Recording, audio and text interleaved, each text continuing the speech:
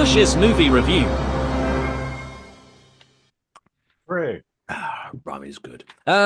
This week's Kush's movie review is Black Jealous. Bag. Ooh. Starring Cate Blanchett and Michael Fassbender. Black Bag is a psychological thriller. Imagine if the Saw franchise was mixed with the game show Supermarket Sweep, where one unlucky couple receives a black shopping bag, which means they are eliminated from the game. How are they eliminated, you ask? They are tied to two electronic shopping carts driven by 90-year-old women, where over the course of several hours, their bodies are torn into two. The end. I mean, that would have been an interesting movie too. Right? Would have been a completely different audience. Oh, So okay. What's Black Bag about then? this is Black Bag. It is rated R, and we'll get into that a little bit later. I'm kind of not sure why it's rated R. It's well, we'll get into that Nipples? later. 93 minutes long, so you already know it's got that Nice. going for it. It's like wow. This came out last week, the same week as Novocaine, and I'm kind of glad we did Novocaine first. By the way, this is a better movie. Just all out, this is the better movie. But had we seen this last week and reviewed it last week, I don't know that I think I would have been stuck. Like, there's a couple different movies came out, but I didn't want to see Snow White.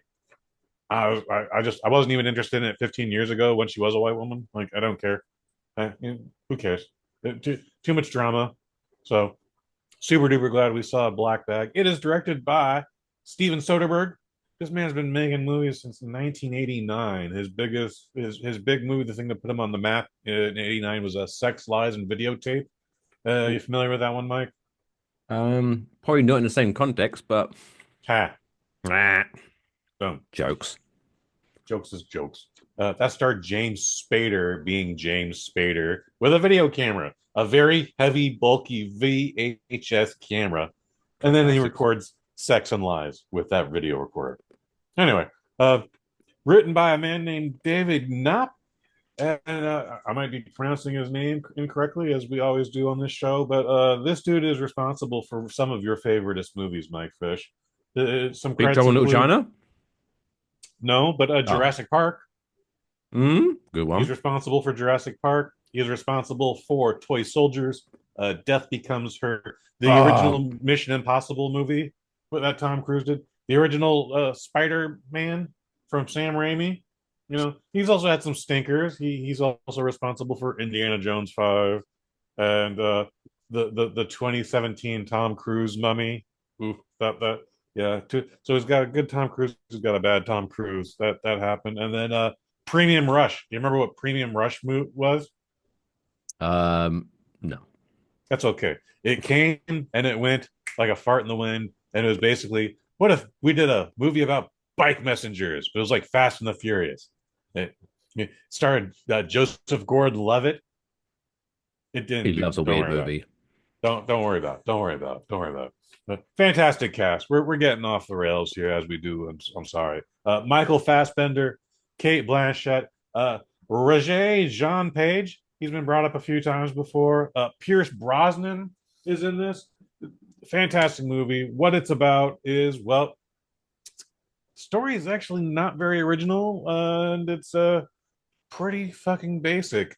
However, it's good directing. It's easy dialogue. It's a fantastic cast, and from that, what it's about is, well, as does happen in these spy films, there's someone giving out corporate secrets, Mike Fish. Ugh, So, why? so, so there's a MacGuffin out there that if it gets in the wrong hands, oh, the world will be in trouble. And Every so it's fucking up time. to Michael Fassbender to figure out who is the rat within the office. And is it his wife, Cate Blanchett? Ooh, intrigue. Anyway, Which snitch is gonna get stitches?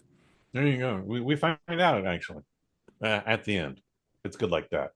So this is a fantastic movie. Everyone in this gives a rock star performance. It's very dry. It's very British.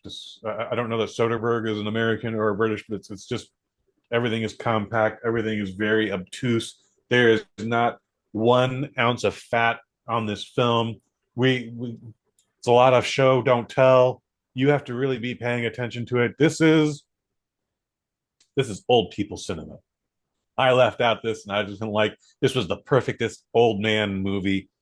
The crazy thing is it has zero commercial appeal. So like your dad back home is not going to catch this on TNT on a Thursday afternoon, which is a shame because this is a very good movie. It's it got some extra attention this week. I don't know if that's because like everyone else, their YouTube feeds got bombarded with ads for this. And I was like, if I fucking see Black Bag, will you leave me the fuck alone? By the way, YouTube left me alone. It was really nice. Oh, nice. And it was a good movie. So I'm sorry I couldn't write down the names of the other two actors. Like this is a very, very small, limited cast. By the way, did you know there's a fifth Skarsgård? No. There's a fifth Skarsgård, and he's in this. Uh, it's a very limited role. Don't even worry about it. But it was one of those things. Like, I wonder if he's actually related, or if it's like that weird situation where there's the Baldwin family, and then there's this dude named Adam Baldwin who ironically looks like a Baldwin. So, anyways, um, Black Bag. It's currently in theaters. It looks like it might actually have some legs, but it's not doing very much business. It's a Focus Features film, so this will be on Peacock sooner than later if you have that. And it's a very low five, but it is a five out of the five. Low 5 out of 5. There's a great dinner scene. Like this movie is that short and that compact that I feel like even talking about like scenes that really have no spoilers to them like would still like take away from the good time I had with this film. But like there's a dinner scene that goes on about 15, 17 minutes long. Um Again, incredibly dry, but I'm laughing my ass off in it, dude. And also for a group of spies, some of these guys are terrible at spies. Uh, So bad at spying. Going back to the R rating, there is one graphic scene. You might guess it's at the end, but like, there's no fight in this. There's no two old men wrestling on the lawn. There's no Krav Maga. There's not even like an accidental shoulder bump. Like, I don't think there's much language in this. Maybe one fuck, maybe two fucks, but like, yeah, I don't understand why this thing got its R rating. I don't think kids would be interested in this movie at all. But if you took it to it, I don't know. Yeah, I don't know what it would be that would get this movie an R rating. You mentioned the Scar Guard. Scar Guard. Yeah, yeah. I forget which one's in there, but again, he's in there like 3 minutes tops. Well, through my very quick Google search, it's Gustav Skarsgård Okay. is in this movie. Who's your favorite Skarsgård? Oh, that's you know what? I like the guy who played the Northman. Who's That's that? Andrew Skarsgård, Oh, Alexander. Alexander Skarsgård. Yeah, I like him. Wasn't Um, he in Succession? Did you watch that? I did not. Oh, I think he was in. I don't know about that. And then the other guy, there's the new kid. He was in It.